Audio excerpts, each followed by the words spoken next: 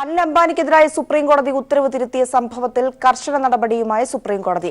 ഉത്തരവ് തിരുത്തിയ 2 ഉദ്യോഗസ്ഥരെ സുപ്രീം കോടതി പിരിച്ചുവിട്ടു.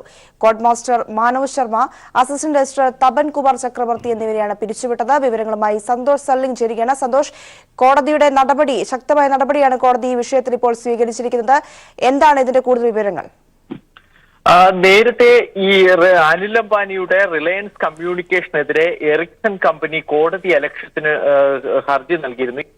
അടിസ്ഥാനത്തിൽ 500 കോടി രൂപ അനിൽ അംബാനിയോട് നൽകാനും കോടതി ഉത്തരവിട്ടു. എന്നാൽ അനിൽ അംബാനി ഇത് നൽകിയില്ല. ഇതിനെതിരെ എറിക്സൺ കമ്പനി നൽകിയ കോടതി അലക്ഷ്യ കേസിൽ സുപ്രീം കോടതി അന്ന് കർശന ഉത്തരവിടുകയും അനിൽ അംബാനിയോട് നേരിട്ട് ഹാജരാകാൻ നിർദ്ദേശിക്കുകയും ചെയ്തു. പക്ഷേ ഇതിന് ശേഷമാണ് സുപ്രീം കോടതിയുടെ ഓഫീസുമായി ബന്ധപ്പെട്ട് തിരിമറി നടന്നത്. നേരിട്ട് ഹാജരാകാൻ സുപ്രീം കോടതി ഇട്ട ഉത്തരവ് വൈകുന്നേരം വെബ്സൈറ്റിൽ അപ്ലോഡ് ചെയ്തപ്പോൾ നേരിട്ട് ഹാജരാകേണ്ടതില്ല എന്ന് രേഖപ്പെടുത്തിയിരുന്നു. അന്ന് തന്നെ ഇത് മറ്റ് എറിക്സൺ കമ്പനിയുടെ അഭിഭാഷകരൊക്കെ ചൂണ്ടിക്കാട്ടി. ഇതിനെ തുടർന്ന് സുപ്രീം കോടതി അന്വേഷണം നടത്തി. സുപ്രീം കോടതിയുടെ അന്വേഷണത്തിന്റെ ഭാഗമായി കണ്ടെത്തിയത് ഈ ബെഞ്ചുകളിൽ ഓരോ ബെഞ്ചിലും സാധാരണ ഓരോ കോർട്ട് മാർഷലായ സ്റ്റാഫുകൾ ഉണ്ടാകും. ഇവരാണ് ഉത്തരവുകൾ എഴുതിയെടുത്തതിനു ശേഷം വെബ്സൈറ്റിൽ അപ്ലോഡ് ചെയ്യുന്നതിന് മുമ്പായി ഇത് നോട്ടായി ചീഫ് ജസ്റ്റിസിന് മുമ്പിൽ എത്തിക്കും. ജസ്റ്റിസ് അപ്രൂവ് ചെയ്തതിനു ശേഷം നോട്ടായി ഇത് വെബ്സൈറ്റിൽ അപ്ലോഡ് ചെയ്യും.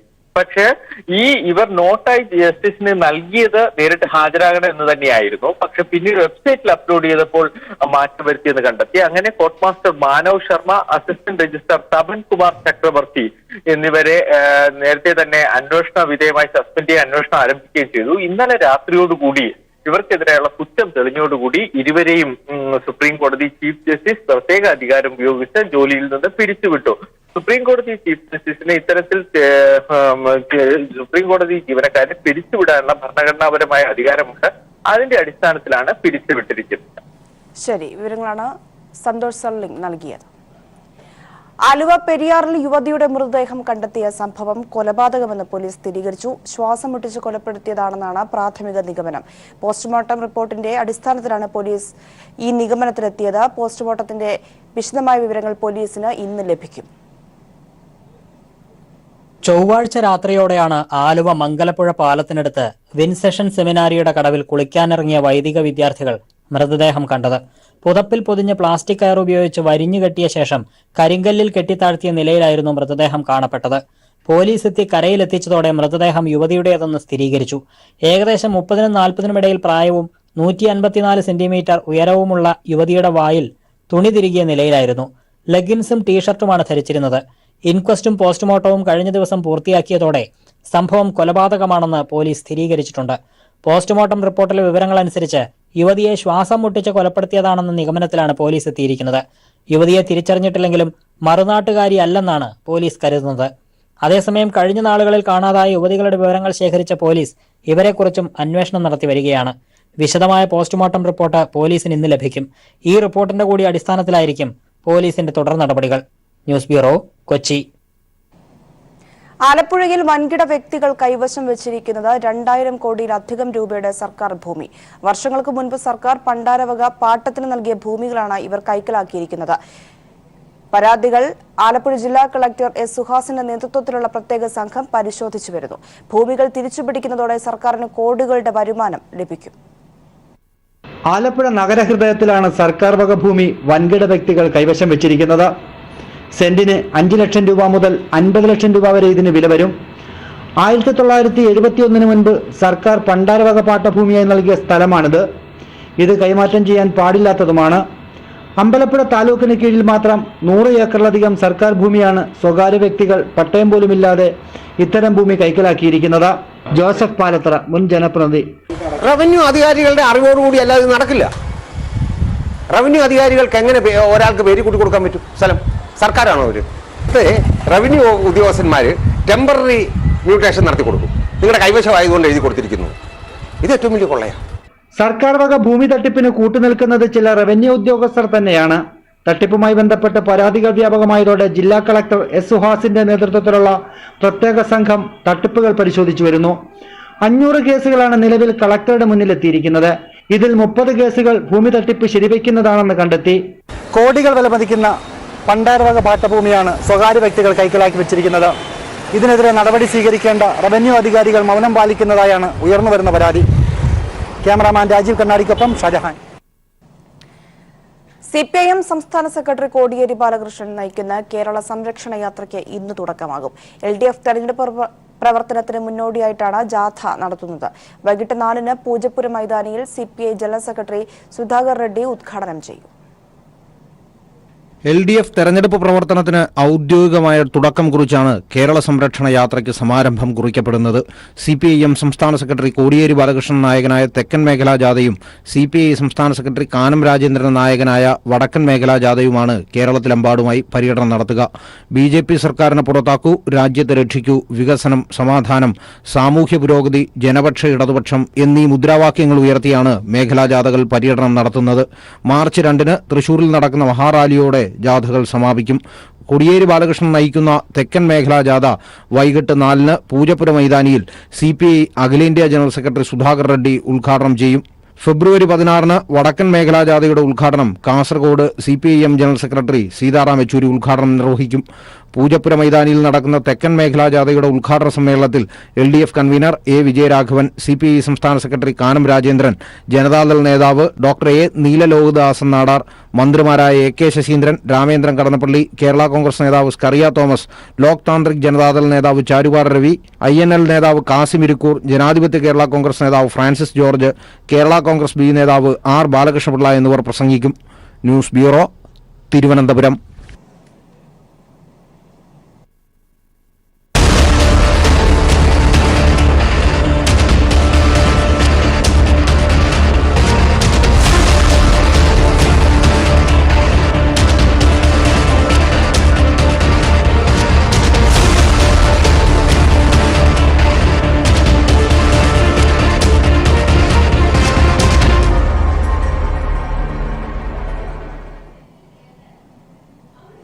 അധികാരത്തിൽ തിരികെ എത്തിയത് ലോക്സഭാ തെരഞ്ഞെടുപ്പിലും ഗുണം ചെയ്യുമെന്ന പ്രതീക്ഷയിലാണ് രാജസ്ഥാനിൽ കോൺഗ്രസ്. 2014-ലെ സംപൂജരായതിന്റെ നാണക്കേടിൽ നിന്നും രക്ഷ നേടാൻ പ്രകടന പത്രികയിലെ വാഗ്ദാനങ്ങൾ നടപ്പിലാക്കാനുള്ള ഓട്ടത്തിലാണ് കോൺഗ്രസ് സർക്കാർ. ഭരണവിരുദ്ധ വികാരത്തിൽ അധികാരം നഷ്ടമായെങ്കിലും നേടിയ സീറ്റുകളും വോട്ട് ശതമാനവുമാണ് രാജസ്ഥാനിൽ കാര്യങ്ങൾ കൈവിട്ടിട്ടില്ലെന്ന് കരുതാൻ BJPക്ക് പ്രതീക്ഷ നൽകുന്ന ഘടകം. 2013 നിയമസഭാ തെരഞ്ഞെടുപ്പിലെ തകർച്ചയുടെ തുടർച്ചയായിരുന്നു കോൺഗ്രസിന് 2014 ലോക്സഭാ തെരഞ്ഞെടുപ്പും. മോദി തരംഗത്തിൽ രാജസ്ഥാനിൽ ആകെയുള്ള 25 ലോക്സഭാ സീറ്റുകളും BJP സ്വന്തമാക്കിയപ്പോൾ കോൺഗ്രസ് സംപൂജ്യരായി. 55% വോട്ടുകൾ സ്വന്തമാക്കിയായിരുന്നു BJPയുടെ വിജയം. 31% വോട്ട് കോൺഗ്രസ് നേടിയെങ്കിലും അത് സീറ്റുകളാക്കാനായില്ല. 2018 നിയമസഭാ തെരഞ്ഞെടുപ്പിൽ അഴിമതിയും വർഗീയതയും ഗോരക്ഷകരുടെ അക്രമങ്ങളും BJPക്ക് ഭരണം നഷ്ടമാക്കി. അശോക് ഗെഹ്ലോട്ടിന്റെ നേതൃത്വത്തിൽ കോൺഗ്രസ് അധികാരത്തിലും വന്നു. ഈ പുതിയ രാഷ്ട്രീയ സാഹചര്യത്തിലാണ് രാജസ്ഥാനിൽ തെരഞ്ഞെടുപ്പ്. ഇവിടെ നിന്ന് കിട്ടുന്ന ഓരോ സീറ്റും കോൺഗ്രസിന് പഴയ തിരിച്ചടികളിൽ നിന്നുള്ള കരകയറലാണ്. 2000 മുതലുള്ള ലോക്സഭാ തെരഞ്ഞെടുപ്പിൽ സംസ്ഥാനത്തിൽ അധികാരത്തിലിരിക്കുന്നവരെ പിന്തുണയ്ക്കുന്നതാണ് രാജസ്ഥാന്റെ രാഷ്ട്രീയ മനസ്സ്. ഇത് കോൺഗ്രസിന് പ്രതീക്ഷ നൽകുന്നു. 2 ലക്ഷം വരെയുള്ള കാർഷിക കടം എഴുതിത്തള്ളും, തൊഴിലില്ലായ്മ വേതനം വർദ്ധിപ്പിക്കും തുടങ്ങിയ സർക്കാർ പ്രഖ്യാപനങ്ങൾ യുവാക്കളെയും കർഷകരെയുമാണ് കോൺഗ്രസ് ലക്ഷ്യമിടുന്നതെന്ന് വ്യക്തമാക്കുന്നു. ന്യൂനപക്ഷങ്ങൾ നാമമാത്രമായ രാജസ്ഥാനിൽ മൃദു ഹിന്ദുത്വ നിലപാടുകളിൽ ഊന്നിക്കൊണ്ടാകും കോൺഗ്രസിന്റെ പ്രവർത്തനങ്ങൾ. മന്ത്രിസഭയിലെ ഗോപാല വകുപ്പ്, പശുസംരക്ഷകരെ ആദരിക്കൽ ചടങ്ങ് എന്നിവയൊക്കെ ഇതിന്റെ സൂചനയാണ്. ഭരണം പിടിച്ചത് കോൺഗ്രസ് പ്രവർത്തകർക്ക് ആത്മവിശ്വാസം നൽകുന്നുണ്ട്. ഗുജ്ജറുകൾ ഉൾപ്പെടെയുള്ള BJP വോട്ട് ബാങ്കുകൾക്ക് 5% സംവരണം നൽകിയത് നേട്ടമായേക്കാം. BSPയോട് ഇപ്പോഴും തുടരുന്ന വൈമുഖ്യം പിന്നാക്ക സംവരണ മണ്ഡലങ്ങളിൽ കോൺഗ്രസിന് തിരിച്ചടിയുണ്ടാക്കും. കിസാൻ സഭ ഉൾപ്പെടെ നടത്തിയ കർഷക സമരങ്ങളുടെ നേട്ടം കൊയ്യുക മാത്രമാണ് കോൺഗ്രസ് ചെയ്തതെന്ന് ഇപ്പോഴും വിമർശനമുണ്ട്. അങ്ങനെയല്ലെന്ന് തെളിയിക്കണമെങ്കിൽ ഈ വിജയം കൂടിയേ തീരൂ. 2017 ശെഖാവത്തി മേഖലയിൽ കർഷകർ സമരമാരംഭിച്ചതോടെ രാജസ്ഥാനിൽ BJPക്ക് നിലതെറ്റി തുടങ്ങി. 2018 ആദ്യം നടന്ന ലോക്സഭാ തെരഞ്ഞെടുപ്പിൽ ആൽവറിലും അജ്മേറിലും തോൽവി നേരിട്ടു. പിന്നീട് സംസ്ഥാന ഭരണവും പോയി. അധികാരം നഷ്ടമായെങ്കിലും 0.5% വോട്ടുകൾ മാത്രമാണ് കോൺഗ്രസിനേക്കാൾ കുറവെന്ന കണക്ക് അടിത്തറ ഇളകിയിട്ടില്ലെന്ന വിശ്വാസം BJPക്ക് നൽകുന്നു. നിയമസഭാ തെരഞ്ഞെടുപ്പ് കണക്ക് പ്രകാരം 13 ലോക്സഭാ സീറ്റുകളിൽ BJPയും 12 സീറ്റുകളിൽ കോൺഗ്രസും മുന്നിട്ട് നിൽക്കുന്നു. ഇതും പ്രതീക്ഷയ്ക്ക് വകയുണ്ടാക്കുന്നു.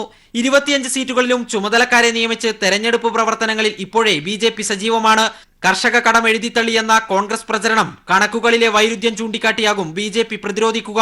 ജാട്ടുകൾ, ഗുജ്ജറുകൾ, രജ്പുത്തുകൾ എന്നിവരുടെ പിന്തുണ കൈമോശം വന്നാൽ BJP വൻ തകർച്ച നേരിടേണ്ടി വരും. ആഭ്യന്തര കലഹം ഇരു പാർട്ടികൾക്കും തലവേദനയാണ്. കർഷക സമരങ്ങളിലൂടെ നേടിയ ജനപിന്തുണ തെരഞ്ഞെടുപ്പ് രാഷ്ട്രീയത്തിൽ പ്രതിഫലിക്കുമെന്ന പ്രതീക്ഷയിൽ CPIM-ഉം തെരഞ്ഞെടുപ്പ് ചിത്രത്തിലുണ്ടാകും. Sarath K Sasi, news bureau, Delhi. തീപാറുന്ന പോരാട്ടത്തിനാകും ഇക്കുറിയും ചാലക്കുടി ലോക്സഭാ മണ്ഡലം വേദിയാവുക. കഴിഞ്ഞ തവണ കടുത്ത മത്സരത്തിനൊടുവിലാണ് UDF സ്ഥാനാർത്ഥിയായിരുന്ന PC ചാക്കോയെ തോൽപ്പിച്ച് ഇടതു സ്ഥാനാർത്ഥി ഇന്നസെന്റ് പാർലമെന്റിലെത്തിയത്. ആ വിജയം ആവർത്തിക്കാൻ LDF കച്ചമുറുക്കുമ്പോൾ മണ്ഡലം തിരിച്ചുപിടിക്കാനുള്ള തന്ത്രം മെനയുകയാണ് UDF. പഴയ മുകുന്ദപുരം ലോക്സഭാ മണ്ഡലമാണ് 2008 പുനഃക്രമീകരണത്തിന് ശേഷം ചാലക്കുടി മണ്ഡലമായി മാറിയത്. 2009 നടന്ന തെരഞ്ഞെടുപ്പിൽ UDF-നായിരുന്നു വിജയമെങ്കിലും 2014 തെരഞ്ഞെടുപ്പിൽ ഇടതു സ്വതന്ത്ര സ്ഥാനാർത്ഥിയായ ഇന്നസെന്റ് വൻ ഭൂരിപക്ഷത്തിൽ വിജയിക്കുകയായിരുന്നു.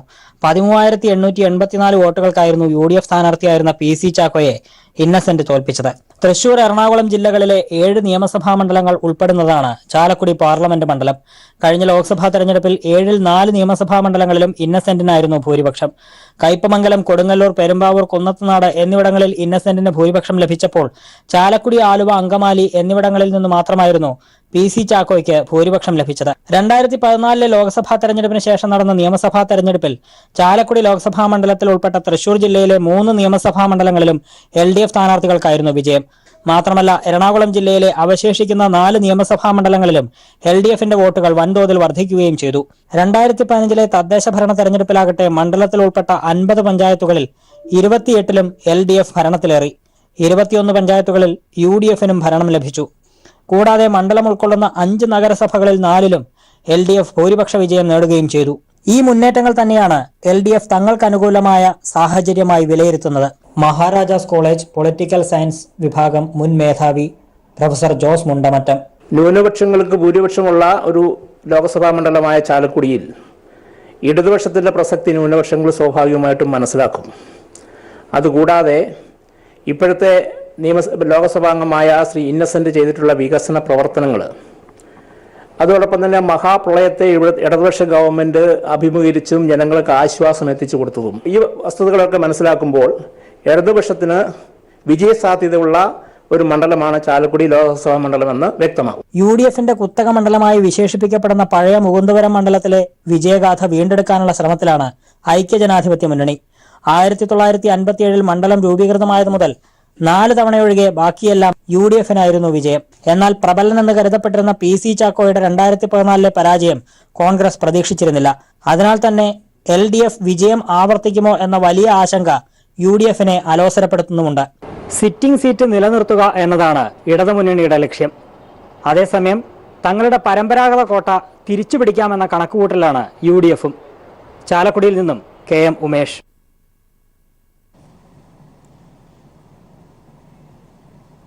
അന്താരാഷ്ട്ര ആയുഷ് കോൺക്ലേവിന് നാളെ തിരുവനന്തപുരത്ത് തുടക്കമാകും. ആയുഷ് ചികിത്സാ സമ്പ്രദായങ്ങളുടെ ശാസ്ത്രീയ അടിത്തറ വിപുലപ്പെടുത്തുക, അന്താരാഷ്ട്ര തലത്തിൽ ശ്രദ്ധ കൈവരിക്കുക എന്നീ ലക്ഷ്യങ്ങളോടെ കോൺക്ലേവ് സംഘടിപ്പിക്കുന്നത്. കോൺക്ലേവിന്റെ ഔപചാരിക ഉദ്ഘാടനം 16-ന് ഗവർണർ P. സദാശിവം നിർവഹിക്കും. ആയുർവേദം, യോഗ, പ്രകൃതി ചികിത്സ, യുനാനി, സിദ്ധ, ഹോമിയോപ്പതി എന്നിവയുടെ വിവിധ സ്പെഷ്യാലിറ്റി ചികിത്സാ രീതികൾ ലോകത്തിന് പരിചയപ്പെടുത്താനും ശക്തിപ്പെടുത്താനും വേണ്ടിയാണ് ആയുഷ് കോൺക്ലേവ് സംഘടിപ്പിക്കുന്നത്. ഇതിലൂടെ ആയുഷ് ചികിത്സാ സമ്പ്രദായങ്ങളുടെ ശാസ്ത്രീയ അടിത്തറ വിപുലപ്പെടുത്തുക, അന്താരാഷ്ട്ര തലത്തിൽ ശ്രദ്ധ കൈവരിക്കുക എന്നിവയാണ് സർക്കാർ ലക്ഷ്യം. 15 മുതൽ 19 വരെ തിരുവനന്തപുരത്ത് നടക്കുന്ന കോൺക്ലേവിന്റെ ഔപചാരികമായ ഉദ്ഘാടനം 16-ന് ഗവർണർ P. സദാശിവവും 19-ന് സമാപന സമ്മേളനം മുഖ്യമന്ത്രി പിണറായി വിജയനും നിർവഹിക്കും. 4 ദിവസം നീണ്ടുനിൽക്കുന്ന ആരോഗ്യ എക്സ്പോയാണ് ആയുഷ് കോൺക്ലേവിന്റെ പ്രധാന ആകർഷണമെന്ന് ആരോഗ്യമന്ത്രി KK ശൈലജ പറഞ്ഞു. കേരളത്തിന്റെ ആയുഷ് സെക്ടറിൽ വൻതോതിൽ മാറ്റമുണ്ടാകാൻ സഹായിക്കുന്ന, പുരോഗതി ഉണ്ടാകാൻ സഹായിക്കുന്ന നടപടികളാണ് ഇന്റർനാഷണൽ ആയുഷ് കോൺക്ലേവിൻ്റെ ഭാഗമായിട്ട് തീരുമാനിച്ചിട്ടുള്ളത്. ഇതിൽ ആരോഗ്യ എക്സ്പോ 15-ാം തീയതി മുതൽ തന്നെ സ്റ്റാർട്ട് ചെയ്യും. 325 സ്റ്റാളുകളായിരിക്കും എക്സ്പോയിൽ ഉണ്ടായിരിക്കുക. 2000 പ്രതിനിധികൾ, വിദഗ്ധ ഗവേഷകർ, വ്യവസായ മേഖലയിലെ വിദഗ്ധർ, സർക്കാർ സ്വയംഭരണ ഏജൻസികൾ, പ്രവാസി ഇന്ത്യക്കാർ ഉൾപ്പെടെ വിദേശ രാജ്യങ്ങളിൽ നിന്നുള്ള പ്രതിനിധികളും കോൺക്ലേവിൽ പങ്കെടുക്കും. ടൂറിസം, തദ്ദേശ സ്വയംഭരണ വകുപ്പ്, കൃഷി തുടങ്ങിയ വകുപ്പുകളുടെയും national health mission, state medicinal plant board, ആരോഗ്യ സർവകലാശാല തുടങ്ങിയ ഏജൻസികളുടെയും പങ്കാളിത്തവും ഈ കോൺക്ലേവിലുണ്ടാകും. കേരളത്തെ അറിയാനുള്ള ഈ സുവർണാവസരത്തിനൊപ്പം എല്ലാ ദിവസവും കലാപരിപാടികളുമുണ്ട്. News bureau, Thiruvananthapuram. മുഖ്യമന്ത്രിയുടെ ദുരിതാശ്വാസ നിധിയിലേക്ക് മുംബൈ പൻവേൽ മലയാളി സമാജവും ശില്പി എഞ്ചിനീയറിംഗ് പ്രൈവറ്റ് ലിമിറ്റഡും സംഭാവന നൽകി. നിയമസഭയിലെ മുഖ്യമന്ത്രിയുടെ ഓഫീസിലെത്തിയാണ് ഭാരവാഹികൾ ചെക്ക് കൈമാറിയത്. പൻവേൽ മലയാളി സമാജം സെക്രട്ടറിയും ശില്പി എഞ്ചിനീയറിംഗ് മാനേജിംഗ് ഡയറക്ടറുമായ TN ഹരിഹരൻ ചെക്ക് മുഖ്യമന്ത്രിക്ക് കൈമാറി. പൻവേൽ മലയാളി സമാജം സെക്രട്ടറി സണ്ണി മാത്യു, സതീഷ് നായർ, ടോമി മാത്യു, TN രഘുനാഥൻ, സജു ജോസഫ് തുടങ്ങിയവരും ഒപ്പമുണ്ടായിരുന്നു.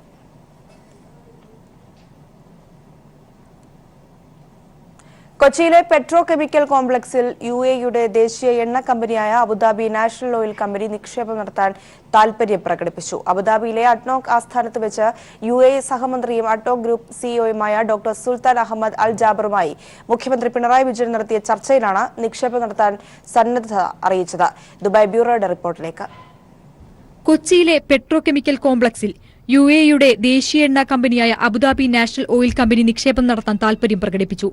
പെട്രോളിയം മേഖലയിലെ നിക്ഷേപവുമായി ബന്ധപ്പെട്ട ഇന്ത്യ തങ്ങളുടെ പ്രഥമ പരിഗണനയിലാണെന്നും ഏറെ സാധ്യതകളാണ് ഈ രംഗത്ത് ഇന്ത്യയിലുള്ളതെന്നും UAE സഹമന്ത്രിയും അഡ്നോക് ഗ്രൂപ്പ് സിഇഒയുമായ ഡോക്ടർ സുൽത്താൻ അഹമ്മദ് അൽ പറഞ്ഞു. മുഖ്യമന്ത്രി പിണറായി വിജയനുമായി നടത്തിയ കൂടിക്കാഴ്ചയിലാണ് അദ്ദേഹം ഇക്കാര്യങ്ങൾ പറഞ്ഞത്. ഇതിനായി ജോയിന്റ് ടാസ്ക് ഫോഴ്സ് രൂപീകരിക്കാനും ധാരണയായി. നിക്ഷേപ സാധ്യതകളെക്കുറിച്ച് ഈ സമിതി പഠനം നടത്തും. ഇതിനുശേഷം ഡോക്ടർ സുൽത്താൻ അഹമ്മദ് അൽ ജാബറിന്റെ നേതൃത്വത്തിലുള്ള സംഘം കേരളത്തിലെത്തി തുടർ നടപടികൾ സ്വീകരിക്കും. കേരളത്തിന്റെ അടിസ്ഥാന സൌകര്യ വികസനത്തിൽ നിക്ഷേപം നടത്താൻ കൂടിക്കാഴ്ചയിൽ മുഖ്യമന്ത്രി അഭ്യർത്ഥിച്ചു. നിക്ഷേപത്തിന് അനുകൂലമായ സാഹചര്യമാണ് ഇപ്പോൾ സംസ്ഥാനത്ത് നിലവിലുള്ളത്. പെട്രോളിയം മേഖലയിലെ വികസനത്തിനാവശ്യമായ സ്ഥല സൌകര്യം കൊച്ചിയിൽ ഇതിനകം ലഭ്യമാണെന്നും മുഖ്യമന്ത്രി പറഞ്ഞു. കൂടാതെ ഗൾഫിൽ പ്രവാസി മലയാളികൾക്ക് നൽകുന്ന സഹായങ്ങൾക്ക് മുഖ്യമന്ത്രി Pinarayi Vijayan Sheikh Mansoor bin Zayed Al നഹ്യാന് നന്ദി അറിയിക്കുകയും മൻസൂറിനെ കേരളത്തിലേക്ക് ക്ഷണിക്കുകയും ചെയ്തു. ചീഫ് സെക്രട്ടറി ടോം ജോസഫ്, വ്യവസായ principal secretary doctor K Elangovan, Indian സ്ഥാനപതി Navdeep Singh Suri, Norka vice chairman MA Yusuf Ali, മുഖ്യമന്ത്രിയുടെ മാധ്യമ ഉപദേഷ്ടാവ് John Brittas, ADNOC acting CEO Mohammed Al അറിയാൻ എന്നിവരും ചർച്ചയിൽ പങ്കെടുത്തു. News bureau, Dubai. വരൾച്ച നേരിടാനുള്ള ഒരുക്കങ്ങൾ വിലയിരുത്താൻ ജലവിഭവ വകുപ്പ് മന്ത്രി K കൃഷ്ണൻകുട്ടി അരുവിക്കരയിലും കാപ്പുകാടും സന്ദർശനം നടത്തി. നെയ്യാർ റിസർവോയറിൽ നിന്ന് അരുവിക്കര ഡാമിലേക്ക് ജലമെത്തിക്കാനുള്ള സംവിധാനം പ്രവർത്തന സജ്ജമാണെന്നും നിലവിലെ സ്ഥിതികൾ വിലയിരുത്താൻ എല്ലാ ജില്ലകളിലും കളക്ടർമാരുടെ നേതൃത്വത്തിൽ യോഗം വിളിക്കുമെന്നും മന്ത്രി പറഞ്ഞു. 2017 മാർച്ചിലുണ്ടായ കടുത്ത വരൾച്ച മുൻനിർത്തി സംസ്ഥാനത്ത് ജലവിഭവ വകുപ്പ് നടത്തുന്ന പ്രവർത്തനങ്ങൾ വിലയിരുത്തുവാനാണ് മന്ത്രി കോട്ടൂരിലെ കാപ്പുകാടും അരുവിക്കര ഡാമിലും സന്ദർശനം നടത്തിയത്. തിരുവനന്തപുരം നഗരത്തിൽ വെള്ളമെത്തിക്കുന്ന പ്രദേശങ്ങളാണ് അരുവിക്കര ഡാമും കോട്ടൂരിലെ കാപ്പുകാടും. വരൾച്ചയുണ്ടായാൽ നേരിടുവാനുള്ള മുൻകരുതലെടുക്കുമെന്നും ജൂൺ വരെ തടസ്സമില്ലാതെ വിതരണം ചെയ്യുവാനുള്ള വെള്ളം ഇപ്പോഴുണ്ടെന്നും നെയ്യാർ റിസർവോയറിൽ നിന്ന് അരുവിക്കര ഡാമിലേക്ക് ജലമെത്തിക്കുവാനുള്ള സംവിധാനം പ്രവർത്തന സജ്ജമാണെന്നും മന്ത്രി സന്ദർശനത്തിന് ശേഷം മാധ്യമങ്ങളോട് പ്രതികരിച്ചു. രണ്ടുണ്ട്, നമ്മുടെ ഇറിഗേഷൻ ഡിപ്പാർട്ട്മെന്റിലും ഒരു പ്ലാന്റ് ഉണ്ട്, ഇതുണ്ട്. രണ്ടും കൂടി നമ്മൾ ആലോചിച്ചിട്ട് എങ്ങനെയൊക്കെയാണ് എവിടെയൊക്കെ വിതരണം, ഏതൊക്കെ ഭാഗത്ത് അവർ വിതരണം നടത്തണം, ഏതൊക്കെ ഭാഗത്ത് വാട്ടർ അതോറിറ്റി നടത്തണം എന്നുള്ള ഒരു തീരുമാനം എടുത്തിട്ട് ചെയ്യുന്നത് ഉദ്ദേശിക്കുന്നത്. പക്ഷേ ഗവൺമെന്റ് മറ്റേ സ്ഥാപനങ്ങളിലും ഗവൺമെന്റ് മറ്റേ അണ്ടർടേക്കിങ്ങിലൊക്കെ നമ്മൾ ഈ വിതരണം നമ്മുടെ വെള്ളം തന്നെ കൊടുക്കാവുന്ന ഇപ്പോൾ റെയിൽവേയിൽ ചെയ്യുന്നുണ്ട്. ആ രീതിയിൽ തന്നെ ചെയ്താൽ തന്നെ നമുക്ക് അതിനുള്ള വെള്ളം ഇപ്പോൾ ഉള്ളൂ, കൊടുക്കാനുള്ളത് വെള്ളമേ നമ്മുടെ കയ്യിലുള്ളൂ. അതിൽ കൂടുതൽ വെള്ളം ഇല്ല ഇപ്പോൾ ഉൽപ്പാദനം. അത് വരുമ്പോൾ ചെയ്യും. എല്ലാ വർഷവും വേനൽ മഴയും കിട്ടിക്കൊണ്ടിരുന്നതാണ്. അത് വെച്ചാണ് നമ്മൾ കണക്കൂട്ടുന്നത്, പ്രതീക്ഷിക്കുന്നത്. അത് രണ്ടും ഇല്ലാത്തത് എങ്ങനെ പ്രത്യാഘാതം ഉണ്ടാകുന്നുള്ളത് നമുക്കൊന്ന് പെട്ടാത്തതുകൊണ്ടാണ് ഈ മുൻകരുതൽ ഇങ്ങനെ എടുക്കുന്നത്. വരൾച്ചാ മുന്നറിയിപ്പ് ഔദ്യോഗികമായി ഇതുവരെ ലഭിച്ചിട്ടില്ല. അരുവിക്കര ഡാമിൽ നിന്നും നഗരത്തിലേക്ക് വെള്ളമെത്തിക്കുമ്പോൾ പരിസര പ്രദേശങ്ങളിലും മറ്റും ജലക്ഷാമം രൂക്ഷമാകുന്നു എന്ന പരാതി പരിഹരിക്കും. തിരുവനന്തപുരത്ത് മാത്രമല്ല എല്ലാ ജില്ലകളിലും കളക്ടർമാരുടെ നേതൃത്വത്തിൽ യോഗം വിളിക്കുമെന്നും മന്ത്രി പറഞ്ഞു. വിവിധ വകുപ്പുകളിൽ നിന്നായി 300 കോടിയോളം രൂപ വാട്ടർ അതോറിറ്റിക്ക് കുടിശ്ശിക കിട്ടാനുണ്ടെന്നും ഇവ പിരിക്കുവാനുള്ള നടപടികൾ ആരംഭിക്കുമെന്നും അദ്ദേഹം പറഞ്ഞു. വരാൻ പോകുന്ന വറുതിയെ നിലയ്ക്ക് നിർത്തുവാനുള്ള തയ്യാറെടുപ്പിലാണ് ജലവകുപ്പ്. ക്യാമറമാൻ ദേവദത്തിനൊപ്പം റിനു ശ്രീധർ. മാതൃ ശിശു ആശുപത്രി എന്ന കാസർഗോട്ടുകാരുടെ ചിരകാല സ്വപ്നം ഒടുവിൽ യാഥാർത്ഥ്യമാകുന്നു. മുൻ UDF സർക്കാർ തറക്കല്ലിലൊരുക്കിയ ഒതുക്കിയ ഈ സർക്കാർ ആശുപത്രിയുടെ നിർമ്മാണം ഇപ്പോൾ LDF സർക്കാർ നടപ്പാക്കുകയാണ്. കാഞ്ഞങ്ങാട്ട് ആശുപത്രിയുടെ നിർമ്മാണ ഉദ്ഘാടനം ആരോഗ്യമന്ത്രി KK ശൈലജ ടീച്ചർ നിർവഹിച്ചു. നേരത്തെ ജില്ലാശുപത്രി പ്രവർത്തിച്ചിരുന്ന കാഞ്ഞങ്ങാട് പുതിയകോട്ടയിലെ ആരോഗ്യവകുപ്പിന്റെ സ്ഥലത്തു തന്നെയാണ് അമ്മയും കുഞ്ഞും ആശുപത്രി നിർമ്മിക്കുന്നത്. ഇപ്പോൾ ഇവിടെ പ്രവർത്തിക്കുന്ന കേന്ദ്രീയ വിദ്യാലയം നിർമ്മാണം പൂർത്തിയാക്കിയ പുതിയ കെട്ടിടത്തിലേക്ക് മാറ്റി സ്ഥാപിക്കും. മുൻ UDF സർക്കാരിന്റെ കാലത്ത് ഒരു നടപടിക്രമവും പാലിക്കാതെ അമ്മയും കുഞ്ഞും ആശുപത്രിക്ക് തറക്കല്ലിട്ടിരുന്നു. ഇതേ തുടർന്ന് നിർമ്മാണവും മുടങ്ങി. LDF സർക്കാർ നടപടിക്രമങ്ങൾ പാലിച്ചുകൊണ്ടാണ് നിർമ്മാണോദ്ഘാടനം നടത്തുന്നതെന്ന് ചടങ്ങിൽ അധ്യക്ഷനായിരുന്ന റവന്യൂ മന്ത്രി E. ചന്ദ്രശേഖരൻ ചൂണ്ടിക്കാട്ടി. അത് തറക്കല്ലിടൽ നടത്തുമ്പോൾ അതുമായി ബന്ധപ്പെട്ട നടപടിക്രമങ്ങൾ പൂർത്തീകരിക്കുകയോ തറക്കല്ലിട്ടെങ്കിലും അതിനെ അന്നതിൽ ടെൻഡർ നടപടി പൂർത്തീകരിച്ച് അഗ്രിമെന്റ് വെക്കുകയോ നടപടിക്രമങ്ങൾ പൂർത്തീകരിക്കുകയോ ചെയ്തില്ല എന്നതുകൊണ്ട് തന്നെ വിവിധ ഘട്ടങ്ങളിലായി അത് പരിഷ്കരിപ്പിക്കുന്നതിന് വേണ്ടിയുള്ള നടപടികൾ പിന്നീട് തുടരുകയായിരുന്നു. കാസർഗോഡ് ജില്ലയിലെ സർക്കാർ ആശുപത്രികളിലെ ചികിത്സാ സൗകര്യങ്ങൾ കൂടുതൽ വിപുലീകരിക്കുന്നതിന് നടപടികൾ സ്വീകരിച്ചിട്ടുണ്ടെന്ന് ആരോഗ്യമന്ത്രി KK ശൈലജ ടീച്ചർ ഉദ്ഘാടന പ്രസംഗത്തിൽ വ്യക്തമാക്കി. 36 ഡോക്ടർമാരുടെ പുതിയ തസ്തിക തന്നെ ഇവിടെ കാസർഗോഡ് ജില്ലയിൽ കിട്ടിയിട്ടുണ്ട്. പഴയ തസ്തികയിൽ ഒഴിവ് വരുന്നിടത്ത് നിയമനം നടത്തിയും പുതിയ തസ്തികകളിലേക്ക് പുതിയ ആളെ എടുത്തും കാസർഗോഡിനെ രക്ഷപ്പെടുത്താനാണ് മാറ്റുന്നത്. 7 കുടുംബാരോഗ്യ കേന്ദ്രങ്ങൾ ആയിട്ട് മാറി 7 PHCകൾ. നല്ല മാറ്റമാണ് ഉണ്ടായിട്ടുള്ളത്. ഇനി അടുത്ത വർഷത്തേക്ക് 22 PHCകളെ കുടുംബാരോഗ്യ കേന്ദ്രമാക്കാൻ തെരഞ്ഞെടുത്തിട്ടുണ്ട്. 9.41 കോടി രൂപ ചെലവഴിച്ചാണ് കാഞ്ഞങ്ങാട്ട് അമ്മയും കുഞ്ഞും ആശുപത്രി നിർമ്മിക്കുന്നത്. കാഞ്ഞങ്ങാട് ജില്ലാ ആശുപത്രിക്ക് പുറമെ ലഭിക്കുന്ന സർക്കാരിന്റെ മറ്റൊരു പ്രമുഖ ചികിത്സാ കേന്ദ്രം കൂടിയാണ് അമ്മയും കുഞ്ഞും ആശുപത്രി. News bureau, Kasaragod. കൊച്ചിയിൽ നടക്കുന്ന കൃതി സാംസ്കാരികോത്സവത്തിലെ താരം ഒരു നോവലാണ്. പുസ്തകം തുറക്കുമ്പോൾ നാരകഗന്ധം പരത്തുന്ന മഞ്ഞ നാരകം എന്ന നോവലാണ് ആ താരം. ആശയത്തിലെ വ്യത്യസ്തത മാത്രമല്ല നോവലിനെ വേറിട്ടതാക്കുന്നതെന്ന് പുസ്തകം തുറക്കുമ്പോഴുള്ള നാരങ്ങ മണം സാക്ഷ്യപ്പെടുത്തുന്നു. സുഗന്ധം പരത്തുന്ന നോവൽ എന്നെല്ലാം ആലങ്കാരിക ഭാഷയിൽ ധാരാളം പറഞ്ഞു കേട്ടിട്ടുണ്ടെങ്കിലും അത് പ്രായോഗിക തലത്തിൽ യാഥാർത്ഥ്യമാക്കിയിരിക്കുകയാണ് റെക്ടസ് ക്രിയേറ്റീവ് എന്ന പുതുതലമുറയിലെ പ്രസാധകർ. കൊച്ചി പള്ളുരുത്തി സ്വദേശിയും മാധ്യമപ്രവർത്തകനുമായ സേവ്യർ എഴുതിയ മഞ്ഞ നാരകം എന്ന നോവലാണ് അത്ഭുതകരമായ രീതിയിൽ നാരകഗന്ധം പരത്തുന്നത്. ഒരുപക്ഷെ ഇന്ത്യയിലെ തന്നെ ആദ്യത്തെ സുഗന്ധം പരത്തുന്ന നോവലായിരിക്കും മഞ്ഞ നാരകമെന്ന് റെക്ടസ് അവകാശപ്പെടുന്നു. നാരകഗന്ധത്തിന്റെ രഹസ്യത്തെക്കുറിച്ച് റെക്ടസ് മാനേജിംഗ് പാർട്ണർ വിനയചന്ദ്രൻ ഇങ്ങനെ വിശദീകരിച്ചു. പേരും കൂടി വന്നപ്പോൾ ആ സ്മെല്ലിൽ തന്നെ പുസ്തകം ഇറക്കാന്നുള്ള ചിന്ത പെട്ടെന്ന് വന്നതാണ്. ജർമ്മനിയിൽ നിന്ന് ഇമ്പോർട്ട് ചെയ്ത ഒരു കെമിക്കലാണ് അതിൽ സ്മെല്ലിന് വേണ്ടി ഉപയോഗിച്ചിരിക്കുന്നത്. ഇനിയുമുണ്ട് നോവലിന് ഏറെ പ്രത്യേകതകൾ. പ്രശസ്ത ഗ്രീക്ക് നോവലിസ്റ്റും ചിന്തകനുമായ നിക്കോസ് കസന്തസാക്കിസ് രചിക്കുന്ന നോവൽ എന്ന ഭാവനയിലാണ് താൻ മഞ്ഞ നാരകം എഴുതിയിരിക്കുന്നതെന്ന് സേവ്യർ പറഞ്ഞു.